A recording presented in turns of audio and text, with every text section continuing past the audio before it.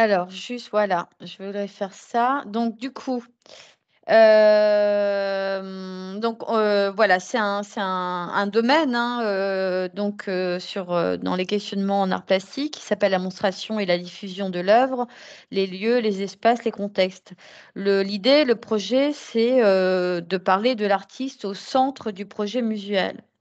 C'est-à-dire, finalement, l'artiste qui serait central avant même, finalement, l'œuvre. Pour ce faire, on va évidemment voir plusieurs œuvres. On verra un petit peu les intitulés au fur et à mesure. Donc, l'artiste au centre du projet muséal. Et on va commencer par cette œuvre pour introduire le sujet, qui est une œuvre de Cornell, qui est une œuvre qui est vraiment intéressante parce que, elle permet vraiment d'appréhender ce sujet dans cette idée, de collectionner, d'archiver, de travailler aussi en lien avec la mémoire et dans un espace qui est un espace opérationnel, lié avec une certaine temporalité. Cornell, est un artiste qui, a fabriqué, énormément, a exposé énormément de boîtes comme ça, de boîtes, dans lequel il mettait, différents éléments, différents objets à haute valeur symbolique, hein, notamment ses clés sur le trousseau, des coquillages, des clés plus grandes, plus petites, des dominos, sur le fond de la boîte, des partitions plus ou moins en bon état, parfois déchirées, un petit objet comme ça qui est une bouteille, une petite bouteille de verre qui a une dimension comme ça un petit peu ésotérique, un petit peu magique. Voilà, divers éléments hétéroclites qui sont, entassés, collectionnés, empilés dans cette boîte. Une pierre aussi, hein, une pierre qui est poreuse, qui a été travaillée, a priori, par des éléments naturels, et donc ce sont des boîtes qui sont remplies,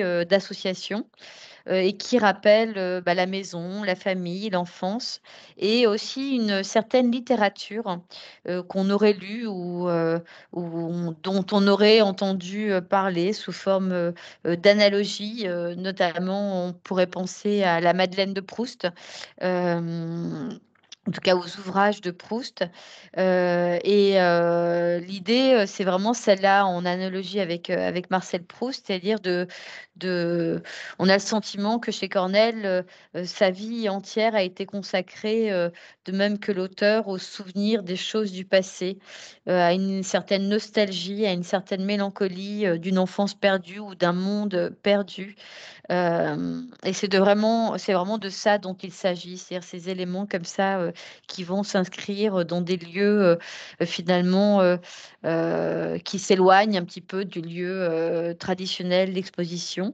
Hem Et en effet, on verra d'autres artistes comme Marcel Duchamp qui, a incarné aussi cette sorte de muséomanie, on pourrait appeler ça comme ça, et qui, ont saisi, certains artistes, du XXe siècle, au point de finalement et c'est tout le questionnement, de cette thématique et d'un questionnement, qui est lié au référentiel, de du lycée en arts plastiques, de, du musée comme médium.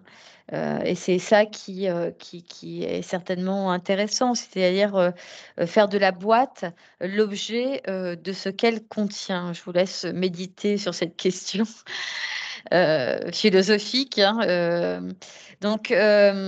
voilà, c'est une entrée en matière qui me semble intéressante, parce que ce sont des boîtes qu'on pourrait appeler des boîtes à mémoire l'idée de la collection, de collectionner, est souvent chère aux artistes, hein, collectionner pour s'inspirer, mais aussi collectionner, pour exposer. Moi, je trouve que ces boîtes, hein, ont vraiment sont vraiment des œuvres, à part entière et ont vraiment, dans la métaphore, dans le symbole, dans le déplacement, de notre esprit à travers un voyage dans le passé, sont extrêmement fortes. Elles sont très efficaces, en tout cas. On sent bien aussi qu'il y a une véritable mise en scène, hein, dans ces boîtes. Les éléments ne sont pas disposés comme ça de façon hasardeuse et anarchique. Il y a, quelque chose qui est pensé dans ce médium, musée. Je lis cette citation qui est en lien avec ce que je viens de dire. La collection travaille pour mémoire, mais son espace opérationnel est le temps réel. L'objet de collection se définit dans le temps de sa découverte, dans le mouvement de la collecte. La collection est un itinéraire, la collecte est un véhicule. Jean-Louis Boissier. La relation comme forme. Je pense que ça doit parler à Simon, ça, cette idée de collection. Ça doit parler à tous les artistes, hein, cette idée de collection, d'objets de collection, parce que c'est quelque chose en effet qui est extrêmement inspirant. Et puis, voilà, quand on est plasticien, finalement, dans chaque objet, on y trouve quelque chose de plastique, d'esthétique, quelque chose qui dialogue avec nous et qui nous enclenche dans une démarche artistique, dans un processus créatif. Toujours dans l'introduction, toute autre technique, mais dans le même sujet, hein, œuvre de Magritte que vous avez peut-être connue, Le Musée d'une nuit. De 1927, et puis on est dans cette dans ce dispositif là, c'est-à-dire ce dispositif de boîte comme ça dans lesquels sont posés des objets organiques ou non, artificiels ou naturels, et nous laisse finalement dans un questionnement comme ça énigmatique. Et c'est ce qui est intéressant aussi. Donc on a quatre espaces comme ça qui forment une boîte. Alors le titre, le musée d'une nuit, me semble également intéressant. On est évidemment dans une peinture surréaliste, dans une dictée de la pensée, hein, puisque c'était des concepts chers aux surréalistes. Et l'idée, c'est que la pensée devient visible par la peinture, hein, qui est soumise à la dictée de la pensée, dans un lien qui est lié à l'inconscient, hein, dans lequel l'inconscient va se révéler, ou également dans un lien lié au monde du rêve. Finalement, les deux sont associés, hein, l'inconscient et le rêve. Mais il y a quelque chose de l'ordre d'une, d'une, euh, d'une pensée qui ne serait pas automatisée, qui ne serait pas réfléchie. Donc, ce sont des objets, voilà, qui sont disposés ensemble, qui sont plutôt étranges, qui sont même impossibles à imaginer ensemble, hein, cette main coupée et cette pomme. Quelque chose du mystère d'un monde, pardon, avec une situation qui n'est pas réelle, mais qui est proche de la réalité grâce à ces différents objets. Il y a aussi quelque chose dans l'œuvre de Magritte de l'ordre du décalage, avec peut-être une interrogation assez conceptuelle, avec des mots et des images, et peut-être une rhétorique de la pensée. En tout cas, ça ressemble un petit peu à un rébus, c'est-à-dire qu'il faudrait peut-être, voilà, ou imaginer, hein, que c'est clairement un rêve, en tout cas quelque chose qui sort de l'inconscient. On est vraiment dans le domaine de la psychanalyse. Et puis à travers ça, peut-être associer les éléments les uns aux autres, et puis ou, tenter de raconter, de narrer une histoire, ou finalement se contenter de regarder ces éléments énigmatiques dans une boîte. On voit aussi que le quatrième espace, finalement, est caché par un papier qui ont des formes comme ça, découpées, évidées, donc avec des pleins et des vides, et qui cacheraient peut-être un élément qui serait derrière ce papier. Donc on est vraiment dans un mystère absolu. Et c'est ce qui rend l'œuvre finalement intéressante. Euh, voilà, j'en ai parlé tout à l'heure, toujours dans cette introduction. Donc la valise, cette fameuse œuvre de Duchamp. Alors, il n'y a pas d'encart. J'ai oublié de mettre l'encart. En tout cas, c'est voilà, associé avec l'œuvre de Cornell, dans cette idée de misomania, et de finalement cette valise est un véritable musée. C'est une boîte musée, et elle est le médium, euh, et l'œuvre elle-même. Donc c'est ça c'est ce dont on va parler aujourd'hui. Alors, on va aller dans le vif du sujet avec cette œuvre d'Andy Warhol et qui s'appelle Raid the Icebox, pardon, qui est une œuvre qui fait suite à une commande et la commande indiquait de mettre en valeur des œuvres de la collection du musée de design. Donc c'était en 1969. Et Andy Warhol, un petit peu comme ça, à son image, hein, avec cette idée peut-être de provoquer un petit peu, choisit d'exposer des séries d'objets, donc des chaises, des chaussures. Là, on voit les chaises qui sont exposées euh, les unes derrière les autres, mais aussi suspendues au plafond, aussi accrochées sur les murs tels des tableaux. On a le sentiment qu'elles sont mises en scène comme ça, sans critères apparents, mais dans une certaine, en tout cas, originalité. L'objectif de cet artiste, c'était finalement de mettre en scène, de mettre en valeur, d'exposer des objets qui étaient peut-être les moins prestigieux du musée, les moins intéressants, en tout cas du point de vue du musée, et d'en faire une collection comme ça, de les collectionner et d'en faire comme ça un espace de collection à l'intérieur d'un, d'un- d'un- d'un- de cet espace dans le musée, de façon à brouiller les frontières entre le soi-disant bon et le soi-disant mauvais goût, comme finalement Duchamp, petit clin d'œil, Duchamp l'avait fait avec ses ready-made. Donc c'est un peu cette idée voilà, de sacraliser, de sublimer un objet qui, somme toute, serait éventuellement banal en le mettant en scène, en l'exposant. On est dans l'espace muséal et on est finalement dans cette conception du musée qui va sublimer finalement, peu importe l'élément qu'on va placer dans ce musée. Autre œuvre dans cette même démarche, hein, différente, mais toujours dans cette même thématique de monstration et d'espace muséal et de musée comme médium, de sœur John Swan, qui a créé cette maison musée londonienne. Et c'est intéressant parce que donc on est au milieu du 19e. C'est donc un projet, hein, clairement muséal. C'est un musée qui est minuscule, hein, qui est tout petit.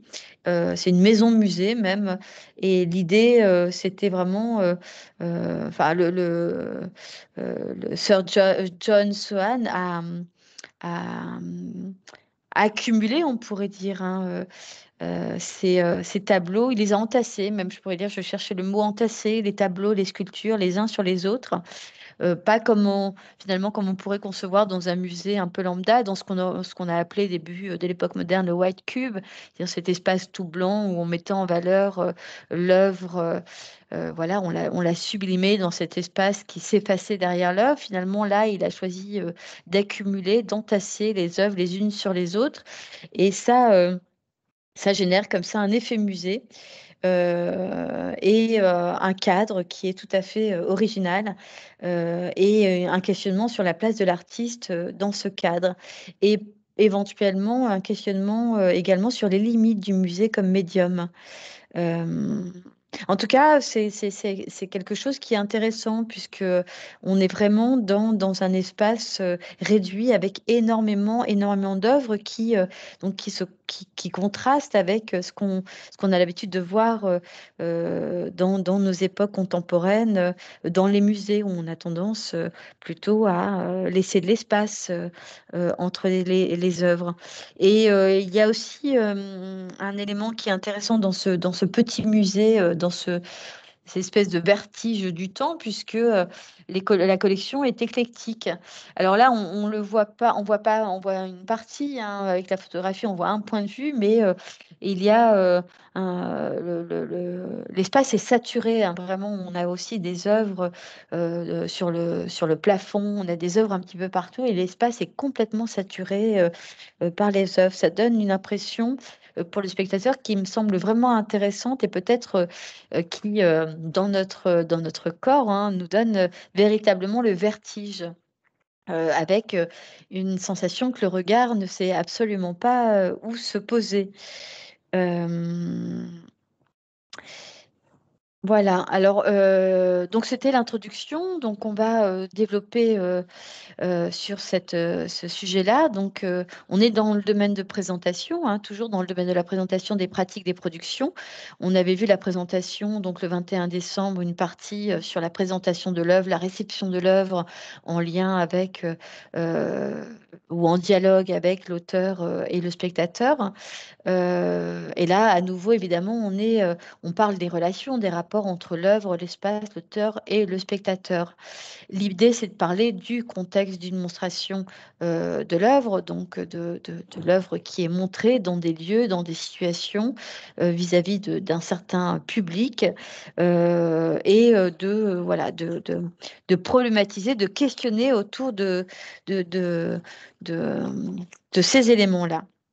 Alors, on regarde, c'était une œuvre référente pour le bac art plastique jusqu'à l'année dernière, Les Transparents de Carmontel, euh, oui, où il y a 2 ans, enfin bref, très récemment. Donc, c'est une œuvre qui est intéressante, qui est due, alors là, il n'y a pas la date, 1780, je vous la donne, donc fin 18e.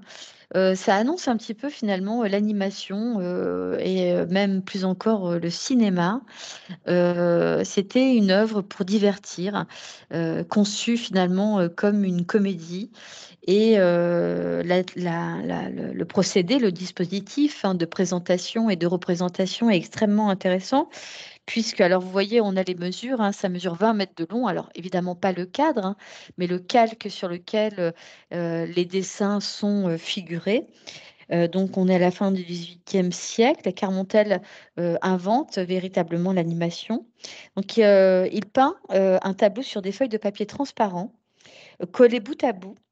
Et il y a, alors on peut voir derrière les 2 manivelles. Donc derrière, il y a un système avec un cylindre qui se déroule. Vous voyez, là, il se déroule et puis il s'enroule. Là, on a un cylindre, là, un cylindre. Il se déroule et puis il s'enroule. Donc c'est manuel de façon à pouvoir avoir ce paysage, cette histoire qui se déroule sous nos yeux avec une vitesse avec une temporalité qui est générée par l'artiste hein, grâce aux manivelles. Donc, ce sont des paysages, des villes, des monuments, des balles, des illuminations mais des incendies aussi, une foule de scènes de la vie quotidienne. Et tout ça est raconté sous forme d'histoires, de petites histoires, avec des protagonistes de la société. Donc une véritable comédie humaine. Euh, il y a une petite douzaine de transparents. Donc de 20 mètres de long, c'est quand même un sacré travail. Et elles sont insérées dans des boîtes transportables.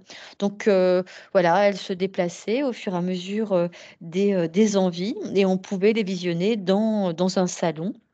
Et souvent, il y avait des musiciens, un clavecin ou un harpiste qui assurait le fond sonore. Euh, voilà, vous voyez que les dessins sont extrêmement précieux. Alors évidemment, on est fin 18e siècle, ça correspond à un contexte, hein, mais voilà, je pense qu'il faut cet espace muséal de représentation avec ce dispositif finalement très original en avance, hein, enfin en tout cas en annonce de futurs dispositifs de représentation et de présentation, me semble intéressante à appréhender, à connaître et éventuellement à questionner. Donc on parle de l'espace muséal, mais on parle évidemment aussi de l'atelier d'artiste et de la continuité, de l'évolution de la notion d'atelier, individuel ou partagé. Donc on va se promener dans des époques plus ou moins lointaines, et puis évidemment on va s'attarder aussi dans notre époque contemporaine, moderne et contemporaine, à travers cette présentation de l'œuvre dans un espace de production. Et donc également cette place de l'artiste dans la société, hein, puisque dans de nombreuses œuvres, plus ou moins anciennes, hein, celle-là notamment du XVIIe siècle, de Vermeer, grand peintre du siècle d'or euh, hollandais, l'art de la peinture ou l'atelier, ou l'allégorie de la peinture, ce tableau s'appelle comme ça. Euh, on a le peintre, l'artiste, le peintre qui est mis en scène dans cette scène. C'est une huile sur toile, 1,20 m sur 1 m, c'est un format qui est assez, assez important. Et alors Vermeer, voilà, c'est le magicien de la lumière, hein, pour resituer ce tableau dans son contexte, parce que ça me semble quand même intéressant et important. On est dans un contexte où les provinces unies des Pays-Bas exportent leurs étoffes dans le monde entier et importent en retour des précieuses denrées. Et c'est une première puissance commerciale au monde, très prospère. Et donc, ça entraîne une intense floraison artistique avec de nombreux mécènes qui vont permettre à de nombreux artistes de pouvoir s'exprimer finalement avec une certaine commodité. Vermeer, il est également connu pour placer des fenêtres, hein, placer des fenêtres qui seraient des lumières. Alors celle-ci est cachée par cette sublime étoffe. Vous voyez, alors pardon, hein, je reviens sur le contexte. Vous voyez qu'on voit une carte, hein, on voit une carte des Pays-Bas avec justement cette notion comme ça de commerce et de grandes nations comme ça qui exportent et qui importent. Cette carte n'est pas placée là de façon hasardeuse. Elle montre aussi le contexte. On est vraiment dans une scène du quotidien, hein, scène du quotidien de l'époque, avec vraiment voilà, un intérieur comme vous pouvez le voir à cette époque-là. Donc, c'est aussi quelque chose qui est intéressant à appréhender. Et puis, cette fenêtre qui est suggérée, en tout cas qu'on imagine mais qu'on ne voit pas, et qui nous donne ce puits de lumière sur cette jeune femme qui est le modèle, qui est la muse. Bon, ça, c'est quelque chose que Vermeer pratiquait beaucoup dans ses tableaux, hein, ce puits de lumière qui était souvent symbolisé par une fenêtre. Sa palette à Vermeer est souvent assez réduite. Il a un certain sens de l'épure, et l'idée pour lui, l'enjeu, c'est d'accrocher l'œil avec des couleurs vives, des bleus, des jaunes, des verts, des rouges, mais également des camailleux de gris et de brun. Euh, il fabrique lui-même ses pigments, et il travaille souvent avec une caméra obscura, c'est-à-dire, vous savez, l'ancêtre de la caméra, donc avec un petit trou qui est percé dans une boîte et une lentille convexe de façon à projeter nettement une surface pour pouvoir ensuite la représenter, l'appréhender de façon plus juste. Euh, et voilà, on est vraiment dans le cœur du sujet, et dans le cœur du sujet, c'est-à-dire de l'atelier du peintre. Donc, c'est toujours de cet espace muséal à travers l'atelier du peintre, euh, qui est un thème courant, hein, je l'ai dit tout à l'heure en peinture, et qui est aussi un thème qui est souvent l'occasion pour les artistes ou une manière de faire leur autoportrait.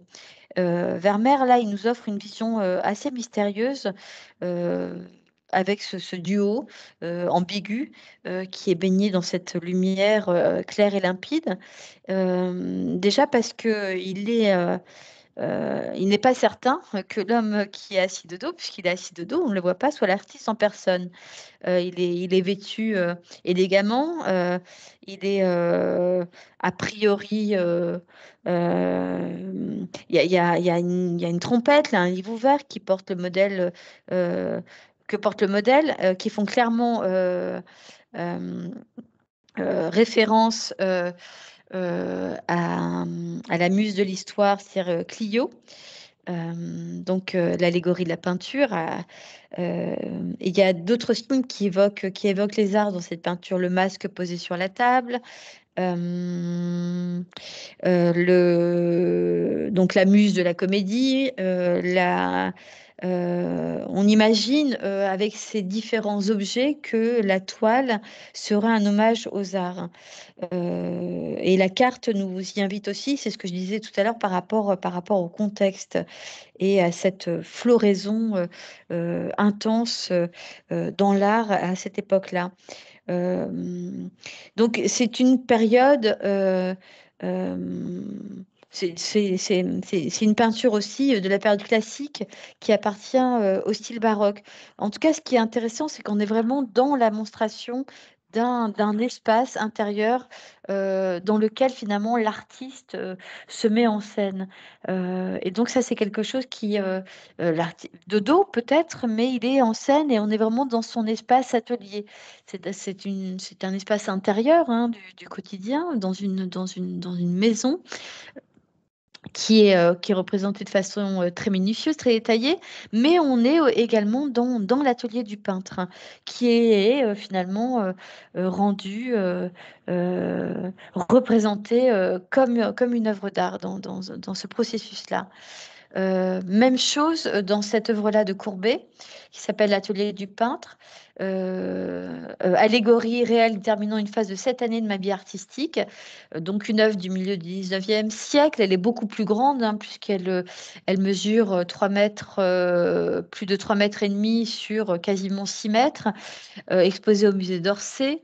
C'est une œuvre qui est aussi dans cette idée de représenter finalement l'atelier de l'artiste, l'atelier du peintre, avec cet autoportrait du peintre de fait. Se mettre en scène en tant que peintre, en tant qu'artiste, c'est un immense atelier. C'est assez mystérieux, hein, cette découpe, cette représentation, puisqu'il y a une découpe euh, assez claire, symétrique entre la gauche et la droite, avec une certaine clé de lecture.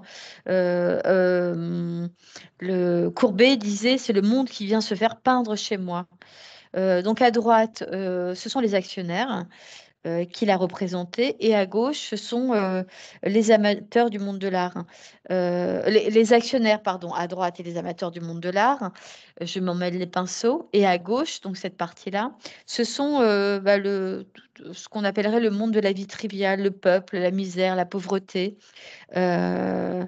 Euh, donc, il y a vraiment cette division entre les pauvres et les riches, les exploités et les exploiteurs. Euh, on voit bien hein, dans les postures des corps et dans peut-être aussi ces regards. Alors, on a Baudelaire qui est représenté là. Vous voyez, on a quelques personnages comme ça illustres qui sont représentés dans ce tableau. Donc, on est bien dans deux sphères du monde différentes, avec cet artiste qui se place au centre, avec son modèle qui est derrière lui et qui admire cette œuvre, ce paysage qu'il est en train de réaliser. Donc on est dans l'espace. Dans l'espace de l'atelier, il y a un crâne également. Vous voyez, là, il y a un crâne, une vanité sur un journal qui est dessiné. Il y a quelques symboles comme ça. Il y a un chasseur, il y a une mendiante. Il y a l'idée peut-être d'une rupture avec l'académisme, de la mort de l'académisme, avec ce crâne qui est déposé, avec cette division comme ça des deux mondes. Il y a quelque chose de cet ordre-là, en tout cas, au milieu du 19e siècle, chez Courbet, grand peintre du réaliste, hein, du réalisme. On continue avec cette idée d'espace d'atelier, hein, ou d'espace ou d'atelier qui finalement devient un musée, d'atelier d'artiste qui est un médium ou du médium qui est le musée. En tout cas, dans ce principe-là, dans cette idée-là. Alors là, vous avez peut-être reconnu la Factory d'Andy Warhol. Donc, on est au milieu du XXe siècle. À nouveau, hein, on est également dans un autoportrait. L'artiste se met en scène, il est central, et puis il présente cet espace qui a été un espace emblématique, hein, de cette époque-là, où de nombreux illustres personnages allaient dans ce quartier de Manhattan à New York, voilà, se divertir ou réfléchir à des processus créatifs ou à des questionnements sur l'art. En tout cas, voilà, il y a cette idée que finalement le- l'atelier de l'artiste est également une œuvre d'art, hein, et, et un musée. Un musée. Euh, En tout cas, il peut être considéré comme tel et on peut exposer à l'intérieur de ce musée. Ça génère finalement un questionnement sur les espaces d'exposition et sur le fait qu'on peut voilà, sortir, comme finalement les œuvres sont sorties des musées pour s'exposer dans les rues, sur les murs. Et bien là, on rentre dans l'atelier de l'artiste pour aller voir directement ses œuvres. C'est quelque chose qui me semble intéressant dans cet engagement-là. Euh, Cet endroit où, en fait, en Warhol expliquait qu'on y entre anonyme et on en sort superstar. Donc c'est quelque chose aussi qui fait écho, hein. Bon, on connaît le personnage de Warhol. Et, en tout cas, il a imaginé cet atelier comme une pépinière pour la production culturelle en tout genre, et en particulier pour le groupe de rock The Velvet Underground, qui était plongé dans ces coulisses de la Factory. C'est toujours intéressant de voir comment les artistes travaillent, comment l'atelier est conçu, est-ce qu'il est chaotique, est-ce qu'il est très ordonné, quel est l'éclairage, quelle est la lumière, comment lui se place dans cet atelier, quelle posture il a, est-ce qu'il est agité, est-ce qu'il est plutôt serein, etc., etc. C'est quelque chose qui nous fait rentrer dans l'intime de l'artiste et voilà, qui est intéressant pour peut-être appréhender au mieux ses œuvres.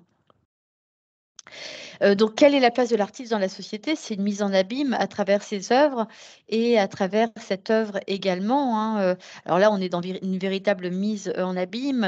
Norman Rockwell, c'est une œuvre moderne, pardon, du milieu du XXe, et qui s'appelle Triple Self-Portrait. On comprendra pourquoi le titre. Donc c'est une huile sur toile, c'est bon de le préciser. On a quelques œuvres comme ça référentes avec Durer, Rembrandt, etc. Quelques portraits, voilà, qu'on peut reconnaître, qui sont des portraits connus, sur lesquels l'artiste s'inspire. Et puis il y a ce fameux miroir qui est beaucoup utilisé, hein, dans le domaine de l'art, notamment pour pouvoir réaliser son autoportrait. Ou qui peut parfois être un objet anecdotique, pardon, emblématique, tout le contraire dans une œuvre d'art qui va permettre en effet de révéler l'invisible.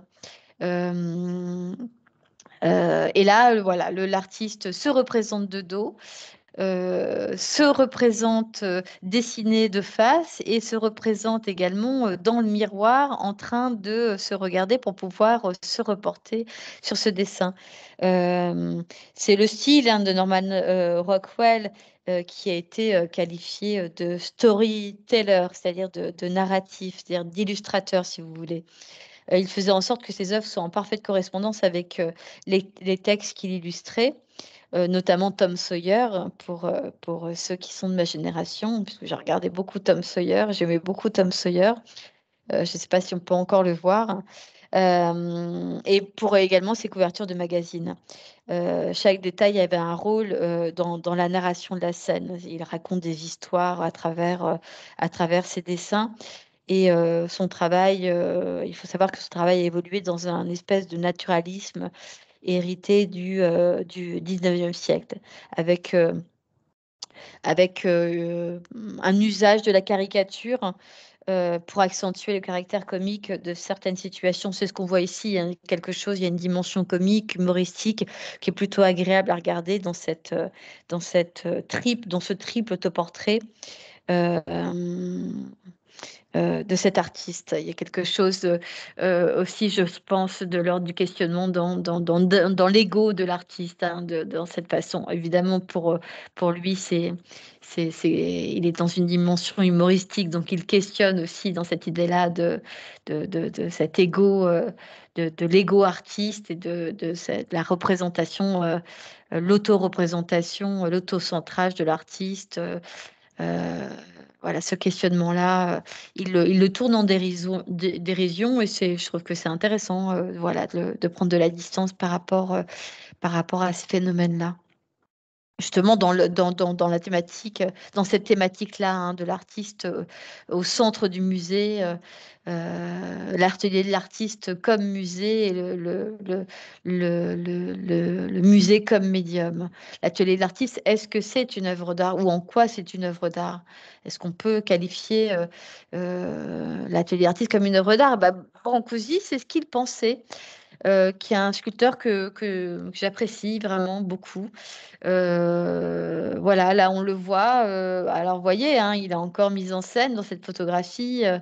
C'est un portrait, c'est pas un autoportrait, mais il se met en scène véritablement, hein. Il est posé, la pose est réfléchie, il a une certaine posture, et puis on voit ces sculptures qui sont disposées tout autour de lui, avec des matériaux qui sont à l'état brut, des matériaux qui sont travaillés avec cette fameuse sculpture que l'on reconnaît, la colonne sans fin. Euh, alors Brancusi, j'espère que oui, je l'ai mis. Brancusi, ce qui est intéressant parce que ça nous permet d'être complètement centré dans ce sujet. C'est que, et bon, il accorde évidemment une importance capitale à la relation de ces sculptures avec l'espace qui les expose, qui les contient. Et dès le début du XXe, en fait, en disposant ces sculptures, il les dispose dans une étroite relation spatiale. C'est-à-dire, c'est extrêmement réfléchi, le dispositif de présentation, la réception de ces œuvres est extrêmement réfléchie. Et il crée au sein de l'atelier de son atelier des œuvres nouvelles qu'il nomme groupe mobile, euh, qui signifie finalement l'importance du lien des œuvres entre elles et les possibilités de mobilité de chacune au sein de l'ensemble. Donc c'est un jeu qu'il va mettre en place, un jeu artistique, un processus créatif également, où il va finalement rendre mobiles ses œuvres pour les placer selon finalement dans une certaine temporalité, selon selon la réception d'une nouvelle œuvre, par exemple, de façon à pouvoir, est-ce qu'elles puissent dialoguer les unes avec les autres dans une harmonie totale, on pourrait dire. Euh, il réfléchit au lieu de présentation de son travail. Il pense clairement que le lieu de travail, le lieu de présentation est une œuvre d'art à part entière. Il dit même que c'est un corps constitué de cellules qui se génèrent les unes aux autres. Et à la fin de sa vie, Constantin Brancusi, il ne produit plus de sculptures et il se concentre uniquement sur la relation de ses œuvres les unes avec les autres. Et je trouve ça vraiment intéressant. Il y a un côté aussi anthropomorphique, hein, dans ce dialogue entre ses œuvres. C'est-à-dire il les anime complètement, il leur donne vie, il les met en mouvement, il les bouge, il les déplace, il les fait se dialoguer les unes avec les autres, mais également avec lui-même, hein. Lui, artiste sculpture, corps sculpture, outil sculpture. Et en fait, cette proximité avec ses œuvres devient si essentielle que l'artiste ne souhaite même plus exposer. Et quand il vend une œuvre, parce que parfois il a besoin de vendre une œuvre, il la remplace par son tirage en plâtre pour ne pas perdre l'unité de l'ensemble. Donc, vous voyez, on est vraiment dans l'atelier œuvre, en fait. L'atelier de l'artiste, en tout cas chez Brancusi, est une véritable œuvre d'art, hein. Et voilà, c'est vraiment une démarche qui est vraiment intéressante chez cet artiste et qui, qui, euh, qui est complètement dans notre sujet. Alors, pour, euh, pour poursuivre, hein, pour prolonger cette démarche-là, ce processus-là, euh, il, euh, il faut savoir que Brancusi, dans ses œuvres aussi, c'était quelqu'un, il y avait vraiment une dimension très intellectualisée, hein, dans la conception de ses œuvres. euh, euh, Notamment L'oiseau dans l'espace. Je ne sais pas si c'est une œuvre que vous voyez, c'est une œuvre qui représente un oiseau sur un grand socle. Il a voulu un oiseau très stylisé, hein, presque abstrait, hein, qui tend l'abstraction. Il a voulu recréer l'envol de cet oiseau et il dit, je n'ai cherché pendant toute ma vie que l'essence du vol. Donc vous voyez, 22 années de sa vie. 22 pièces en bronze et en marbre pour cette sculpture, hein, qu'il a travaillé, refait, juste pour tenter de saisir cet instant précieux, sacré de l'envol. Une métaphore certainement et mystérieuse, hein, pas seulement, je pense, l'envol de l'oiseau doit faire appel à d'autres métaphores. Je vous invite à y réfléchir, hein. Mais voilà le personnage. Donc, même chose, hein, je prolonge dans je trouve ça vraiment assez. En tout cas, dans une complètement intègre, un artiste complètement intègre et complètement en accord avec ce qu'il a dit tout au long de sa vie d'artiste, quoi, finalement, jusque sa mort et au-delà de sa mort. Donc, c'est quelque chose qui est intéressant. Euh, je vous ai mis la photo de la reconstitution de l'atelier de Brancusi. Il a légué tout son atelier, hein, à l'État français en 1957 ou 56. Donc, les œuvres, les ébauches, les meubles, les outils, la bibliothèque, la discothèque, les photographies, sous réserve que celle-ci s'engage à le reconstituer tel qu'il se présentera à la mort de l'artiste. Et cette reconstitution, elle a été réalisée en 1977 face au Centre Pompidou. Il faut savoir pour l'anecdote qu'à la suite d'inondations en 90, elle a été fermée au public et l'actuelle reconstitution, édifiée par l'architecte Renzo Piano, qui a été aussi l'architecte du Centre Pompidou, se présente comme un espace muséal dans lequel est inséré l'atelier. Il a su préserver l'idée d'un lieu protégé, d'un espace très intérieur dans lequel s'infuse une lumière zénitale. On peut la voir là avec cette colonne sans fin, hein, la lumière qui vient d'en haut, et où le spectateur est préservé de l'animation de la rue, notamment par un jardin clos. Euh, Voilà, on pourrait presque s'arrêter là, hein, parce que tout est dit, hein, quand on parle voilà, de cet artiste-là et de son projet, c'est un projet qui est devenu une réalité, hein. Et ben voilà, on a mis les deux pieds dans le plat, si je pourrais dire, ou les deux pieds dans l'atelier. On va continuer quand même un petit peu avec un autre concept, mais dans la même veine, hein, studio de Xavier Veillant, donc qui a été proposé à la Biennale de Venise en 2017. Euh, c'est un, c'est un écrin, on pourrait appeler ça comme ça, un peu haut de gamme pour les musiciens, et dans lequel le public est invité. Donc les musiciens ont un espace pour pouvoir produire, composer, et le public est invité à découvrir la production.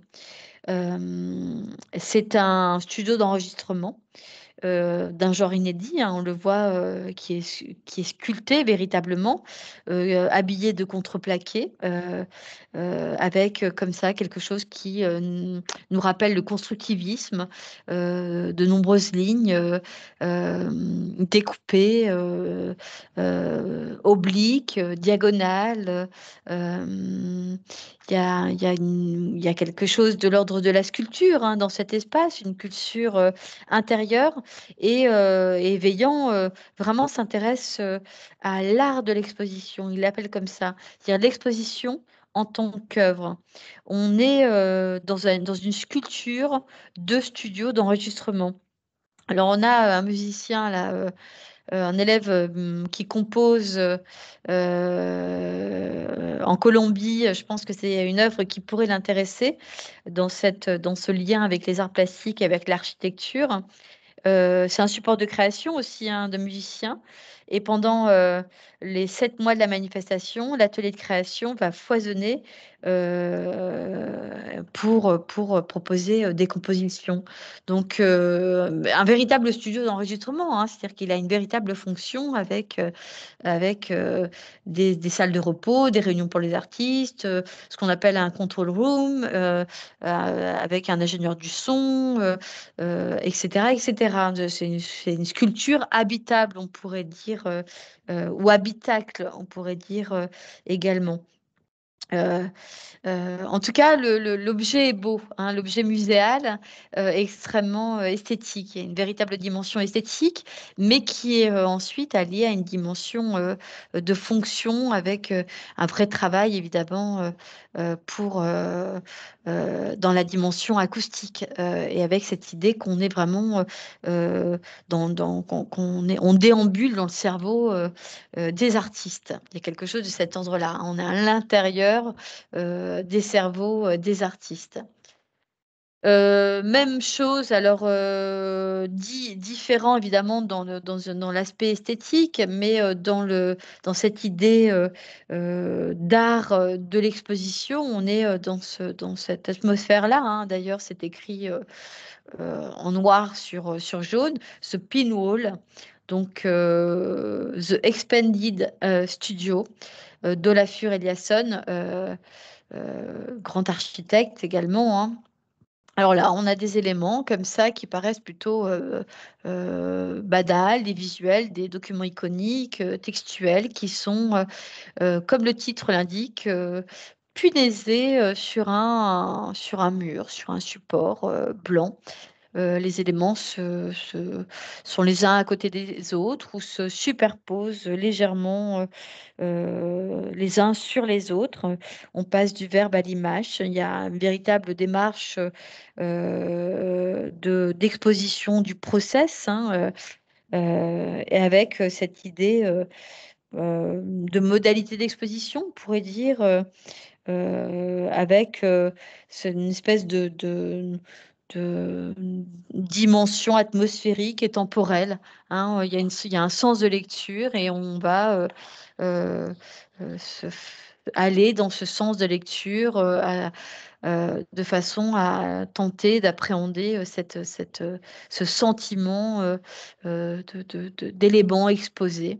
euh, qui peut-être par des caractéristiques plastiques vont nous donner finalement peut-être des sensations et de cette idée que finalement le process, la démarche, le processus créatif est également une œuvre d'art, hein, à part entière. C'est-à-dire que dès que l'idée est enclenchée et tout ce qui va être, tout ce qui va être généré par l'artiste, par l'intellect de l'artiste, par le manuel de l'artiste, par la mécanique de l'artiste, on pourrait dire, est également une œuvre d'art. Voilà la question, hein. Euh, alors, on parle de monstration, un public large ou restreint dans des espaces spécialisés, d'inscription de l'œuvre dans un espace pensé pour sa monstration, d'un rapport également, on l'a vu, avec l'architecture. Euh, on le voit également ici, hein, une œuvre plus ancienne, hein, du fin du XVIIe siècle, l'apothéose de Saint Ignace, qui est à l'église Saint-Ignace, décidément, hein, le nom de l'artiste n'y est pas, donc c'est, je vous le dis, Andrea Pozzo, Pozzo, je le rajouterai, qui est finalement, alors évidemment, vous imaginez bien, on voit le plafond, donc il y a une perspective nous montre, qui nous représente l'illusion, la profondeur. C'est une peinture murale baroque. Il faut savoir que l'artiste Pozzo était l'un des meilleurs représentants de l'illusion, hein. Donc, il crée cette illusion dans un espace tridimensionnel, hein. Il se fond, il fusionne avec l'architecture. euh, il combine son art avec cet art qui pourrait être quelque chose de l'ordre d'un art décoratif avec cette architecture baroque, de façon à créer comme ça une illusion. On est aussi clairement dans un espace euh, autre, hein. Ce n'est pas un musée, c'est une église. Et dans cette église, finalement, l'église devient un lieu d'exposition et le médium rend cette église espace muséal. C'est-à-dire qu'elle devient musée par le process de l'artiste, par la peinture, par l'œuvre de l'artiste.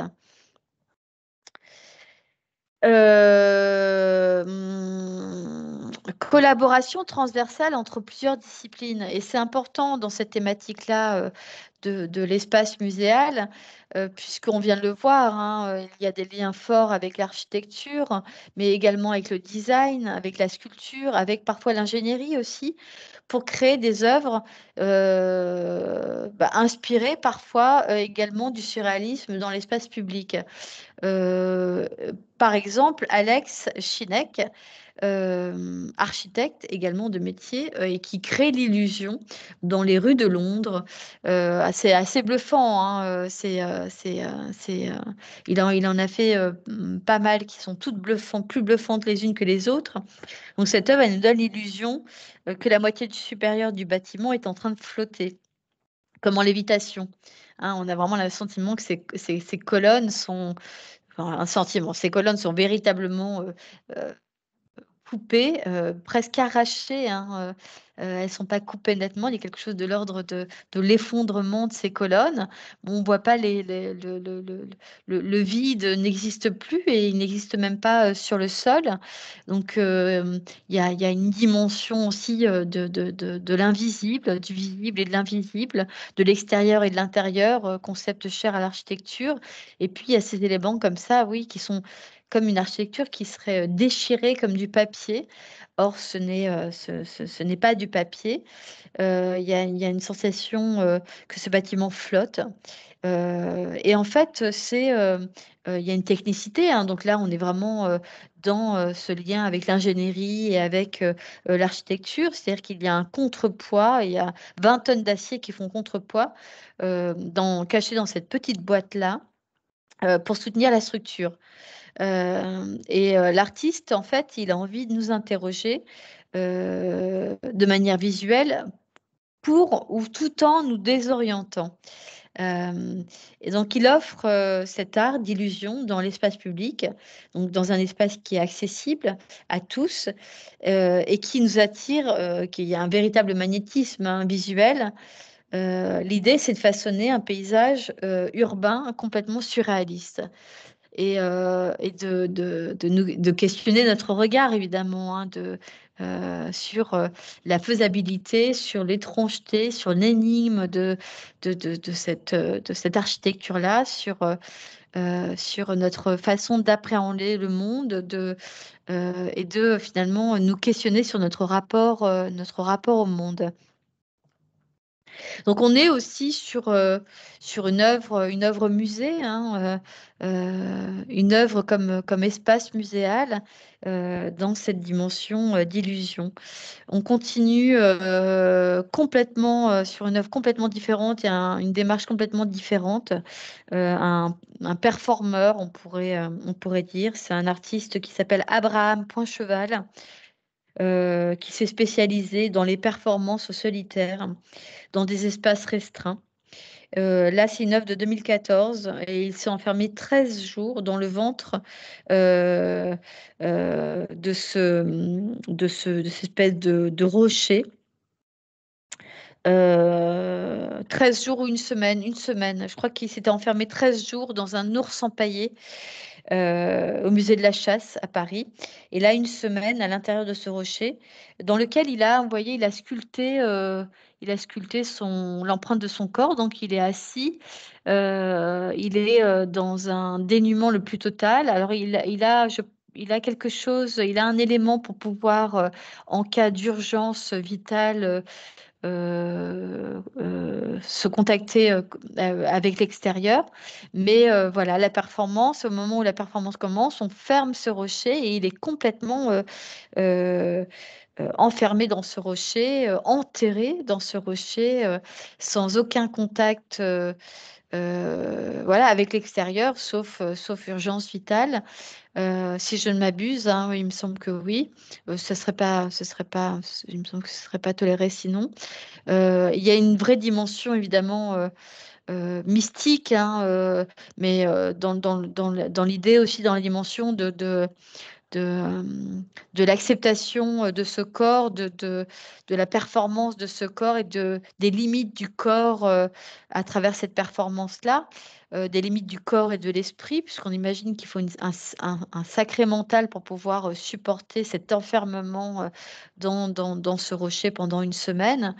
Mais voilà, vous voyez qu'il n'y a pas, il y a un rocher, on ne voit plus l'artiste cette fois-ci, c'est l'artiste qui était au centre du musée et dans le musée, hein, et à l'intérieur de l'œuvre maintenant, il est complètement intégré à l'œuvre, il fait partie de l'œuvre, il est œuvre, il œuvre, et dans une dimension comme ça de performance.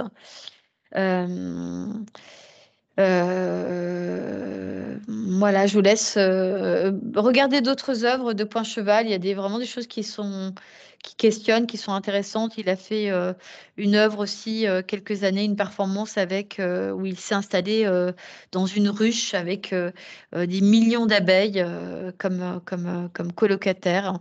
Donc voilà, il y a des choses qui sont intéressantes dans cette fusion entre l'organique et l'être humain, entre la nature et la culture, entre l'animal également et la relation de l'homme avec les êtres vivants, ce dialogue-là qu'il met en place, qu'il questionne. euh, dans une dimension humaniste, hein, et philosophique. Urs Fischer, alors je vais vous montrer quand même parce que bon, Urs Fischer, vous devez le connaître. Moi, j'ai fait une vidéo d'ailleurs il n'y a pas très longtemps sur les œuvres d'Urs Fischer, mais les œuvres, vous savez, qui sont faites en cire, hein, et voilà, qui ont un équilibre instable puisque elles sont, au moment où elles sont exposées, la mèche est allumée et donc la cire coule et fait fondre la sculpture. Et donc la sculpture qui était formelle au départ devient complètement informe. À la fin, on a vraiment un changement d'état du médium et un changement d'état également de la forme dans une mutation, dans une transformation et dans un mouvement sur la scène d'exposition qui est cher à Fischer, cette idée de métamorphose et peut-être de cette dimension aussi liée à la vie, que rien n'est pérenne, que tout se transforme, comme disait ce cher Lavoisier, biologiste et philosophe. Et donc, c'est quelque chose qu'on retrouve dans les œuvres de Fischer, mais aussi chez les présocratiques, hein, qui vraiment voilà, étaient dans cette idée de mutation permanente et des êtres vivants et de toute la matière, hein, de tous les éléments qui nous composent. Et là, en fait, il propose euh, cet espace comme ça qui est rempli de matériaux précaires, de terre, notamment dans ce cas-là, et voilà, qui génère comme ça un trou béant avec des éléments comme ça qui sont brisés, des pierres qui sont tout autour. Il y a une dimension de dangerosité dans cet espace-là, véritablement.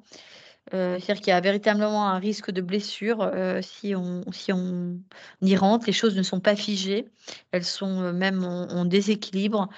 Euh, donc voilà, il nous propose cette œuvre-là dans un espace muséal, une espèce d'excavation avec ces matériaux qui sont bruts dans un white cube, hein, clairement. Donc il y a un véritable contraste entre cette matière, ce mur blanc euh, lisse et ce matériau brut qui n'est pas travaillé, qui est posé dans une espèce de démolition comme ça, de presque oui, de sentiment de fin de quelque chose, de désastre, de désespération. Et donc, voilà, il fait un contraste comme ça entre ces deux espaces, cet espace extérieur, intérieur, hein, qui devrait être à l'extérieur, hein, cet élément-là, ces matériaux bruts, et qui le place dans un intérieur. Donc, il y a une tension comme ça entre voilà, un espace qui devrait être dehors et qui finalement est projeté, exposé dans un musée, telle une œuvre d'art, hein. Euh, il y a cette idée de ces matériaux bruts qui sont sublimés, sacralisés dans ce lieu d'exposition. Euh, voyez, là, je vous ai mis un autre point de vue. Vous voyez qu'on est dans quelque chose qui est assez, qui interroge, hein, cet espace. On sent bien qu'il y a cette dangerosité, cet espace mouvant qui rappelle le tremblement de terre, cette terre qui nous porte et qui peut, en tout cas dans cet espace-là, se déséquilibrer d'un moment à un autre. C'est-à-dire qu'on est vraiment dans un instant fragile. Et cet instant fragile, il est mis en scène, il est exposé tel une œuvre d'art dans ce musée. Euh, dans, c'est peut-être au-delà des matériaux bruts qui sont sublimés, hein, dans cet espace, dans ce white cube, dans cet espace blanc. Il y a cette dimension temporelle, hein, aussi qui est exposée. Il y a cette dimension d'instant, vraiment, d'instant fragile, d'instant de cette dangerosité comme ça qui peut à tout moment nous emporter, qui est sacralisée, qui est exposée. Bon, c'est une œuvre qui est pas simple à appréhender et voilà, qui mériterait peut-être de mettre en place des problématiques pour vous les élèves, c'est-à-dire de réfléchir justement à ces tensions qui sont mises en place dans la matière, dans l'espace, dans le support, dans cette notion de temporalité, dans cette dimension, dans cette relation entre justement l'œuvre et le spectateur, la posture du spectateur dans cette œuvre-là. Peut-être ça, oui, son, je cherche le mot, l'idée qu'il est instable et que finalement il est dans un état peut-être, oui, de fragilité, mais je cherchais un autre mot et qui le met finalement dans cet état de fragilité, dans une perception autre de cette œuvre, dans une dimension peut-être, dans une expérience plus physique, plus sensible de cette œuvre. Alors celle-là, je vais la passer parce que je vous la raconterai la prochaine fois, dans la deuxième partie. Et on va, si vous voulez bien, terminer par celle-là, de Lorenzo Kin, Joignons nos mains et apportons un changement durable. Voilà, qui est une œuvre aussi différente, qui est exposée dans un lieu finalement qui n'est pas un musée, qui n'est pas un lieu dit spécialisé. Elle est dans un espace qu'on pourrait appeler espace naturel, mais aussi espace architectural, puisqu'elle est posée sur l'architecture. On pourrait se questionner sur le fait que cette architecture soit privée ou publique, institutionnelle ou non, patrimoniale ou non, de façon à pouvoir appréhender le mieux possible cette œuvre. Elle est elle a été faite dans le cadre de la Biennale de Venise en 2017. Elle est posée sur un hôtel qui s'appelle l'hôtel K Sagredo, donc à Venise. L'idée de l'artiste, l'enjeu de l'artiste, c'était, je pense qu'on peut le deviner aisément, hein, en connaissant évidemment, le problème de Venise avec la montée des eaux et le problème de beaucoup d'endroits aujourd'hui dans le monde, notamment des îles ou des presqu'îles, avec la montée des eaux et qui ne fait que commencer. Et l'idée de l'artiste, c'était de sensibiliser avec ce bouleversement climatique qui, à terme, à terme, peut faire disparaître cette ville extraordinaire italienne. Donc, on sait que Venise a engagé un projet, hein, de 78 digues pour éviter justement une potentielle submersion. Euh, Avec un coût qui dépasse les 5 milliards. L'idée de l'artiste, en écho à cette problématique, était justement de symboliser, de figurer des mains qui maintiennent le bâtiment de façon symbolique, évidemment, parce qu'elles ne le maintiennent pas